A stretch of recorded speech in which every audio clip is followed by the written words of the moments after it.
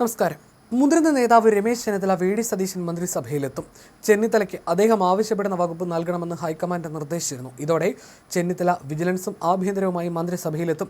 ചെന്നിത്തലയ്ക്ക് ആഭ്യന്തരം നൽകണമെന്ന് ഹൈക്കമാൻഡ് നിർദ്ദേശം വി.ഡി. സതീശൻ ഇന്നത്തെ കൂടിക്കാഴ്ചയിൽ അദ്ദേഹത്തെ അറിയിച്ചു. ലീഗ് നേതാക്കളുമായി കൂടിക്കാഴ്ച നടത്തിയതിന് തൊട്ടു പിന്നാലെയാണ് വി.ഡി. വഴുതക്കാടുള്ള ചെന്നിത്തലയുടെ വീട്ടിലെത്തിയത്. ആഭ്യന്തര വകുപ്പ് ലഭിച്ചാൽ മാത്രമേ മന്ത്രിസഭയിൽ അംഗമാവുകയുള്ളൂ എന്നാണ് ചെന്നിത്തല നേരത്തെ അറിയിച്ചിരുന്നത്. പിന്നാലെ മുതിർന്ന നേതാവിന് ആഭ്യന്തരം നൽകണമെന്ന് രാഹുൽ ഗാന്ധി തന്നെ നിർദ്ദേശിക്കുകയായിരുന്നു. അതേസമയം ഇന്ന് കൂടിക്കാഴ്ചയ്ക്കെത്തിയ വി.ഡി. സതീശന് മുന്നിൽ അൻവർ സാദത്തിനെയും ഐ.സി. ബാലകൃഷ്ണനെയും മന്ത്രിമാരാക്കണമെന്നാണ് ചെന്നിത്തല ആവശ്യപ്പെട്ടത്. ഇരുവരും 4 തവണയാണ് എം.എൽ.എമാരായി സഭയിലെത്തുന്നത്. അതുകൊണ്ട് തന്നെ മുതിർന്നവർ എന്ന പരിഗണന നൽകണമെന്നതാണ് ആവശ്യം. ഇതുകൂടാതെ ജോസഫ് വാഴയ്ക്കിന് വേണ്ടിയും ചെന്നിത്തല വാദമുന്നയിച്ചു. വാഴയ്ക്കിന് കെ.പി.സി.സി പ്രസിഡന്റ് അല്ലെങ്കിൽ രാജ്യസഭാ അംഗത്വമോ വേണമെന്നാണ് അദ്ദേഹം ആവശ്യപ്പെട്ടത്. ഇക്കാര്യത്തിൽ ഉറപ്പ് നൽകാൻ എ.ഐ.സി.സി നേതൃത്വത്തിന് അംഗീകാരം വേണ്ടിവരും. കൂടിക്കാഴ്ചയ്ക്ക് ശേഷം പുറത്തിറങ്ങിയ സതീശൻ മാധ്യമങ്ങളോട് പ്രതികരിക്കാതെയാണ് മടങ്ങിയത്. വെള്ളിയാഴ്ചയും ചെന്നിത്തലയുടെ വീട്ടിലെത്തി സതീശൻ കൂടിക്കാഴ്ച നടത്തിയിരുന്നു.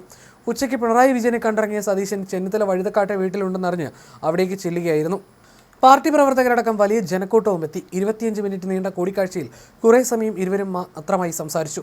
പിരിമുറുക്കങ്ങൾ അയ്യുമെന്ന സൂചനകളോടെയാണ് കൂടിക്കാഴ്ച അവസാനിച്ചത്. അതിനുശേഷം ഇരുവരും ഒരുമിച്ച് മാധ്യമങ്ങളെ കണ്ടു.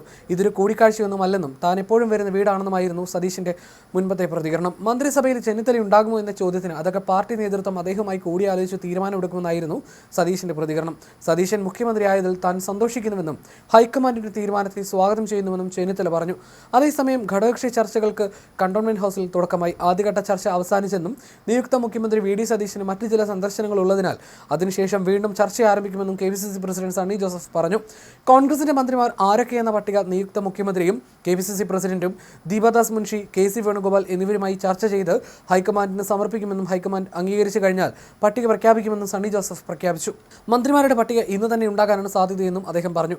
കെ.സി. വേണുഗോപാൽ ക്യാമ്പ് തങ്ങൾക്ക് ടീമിൽ മതിയായ പ്രാതിനിധ്യം ഉറപ്പാക്കാൻ ശ്രമിക്കുന്നുണ്ട്.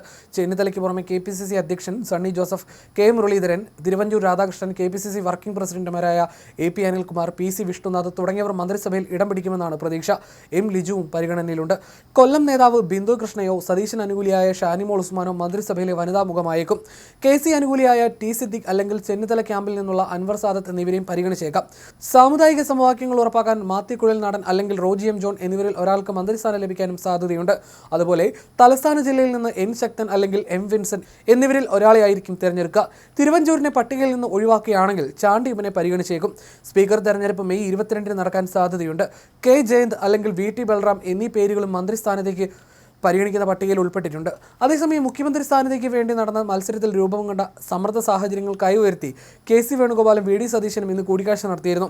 കെ.സി. വേണുഗോപാലിന്റെ 4-ാം ജില്ലയിലെ വസതിയിലെത്തിയാണ് നിയുക്ത മുഖ്യമന്ത്രി വി.ഡി. സതീശൻ വേണുഗോപാലിനെ കണ്ടത്. കൂടിക്കാഴ്ചയ്ക്ക് ശേഷം ഇരുവരും ഒരുമിച്ച് മാധ്യമപ്രവർത്തകരെ കണ്ടു. വി.ഡി. സതീശൻ മന്ത്രിസഭയ്ക്ക് പൂർണ്ണ പിന്തുണ നൽകുമെന്ന് കെ.സി. പറഞ്ഞു. ആർക്കെങ്കിലും വേണ്ടി വാശി പിടിക്കുന്നവരല്ല കോൺഗ്രസ് നേതാക്കളെന്നും സതീശനും പറഞ്ഞു. അരമണിക്കൂറിലധികമായിരുന്നു കൂടിക്കാഴ്ച. ഇതിനുശേഷമാണ് ഇരു നേതാക്കളും മാധ്യമങ്ങൾക്ക് മുന്നിലെത്തിയത്. ഞങ്ങളെന്നും കാണുന്നവരാണെന്നും വി.ഡി. സതീശൻ മന്ത്രിസഭയ്ക്ക് പൂർണ്ണ പിന്തുണയെന്നും കെ.സി. പ്രതികരിച്ചു. പാർട്ടി തീരുമാനത്തിൽ അടിയുറച്ചു നിൽക്കുന്നതായും അദ്ദേഹം വ്യക്തമാക്കി.